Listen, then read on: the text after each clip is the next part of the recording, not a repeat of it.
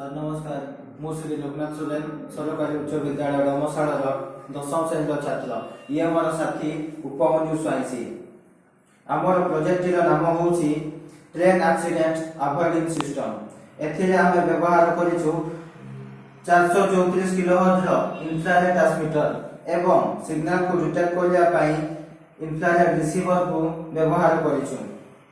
ଯଦି ଟ୍ରେନ୍ ଆଗକୁ କୌଣସି ବস্তୁ କିମ୍ବା ବିପରୀତ ପାର୍ଶ୍ୱରୁ ଟ୍ରେନ୍ ଚାଲି ଆସେ ତାହେଲେ ଟ୍ରେନ୍ଟି ଷ୍ଟପ୍ ହୋଇଯାଏ।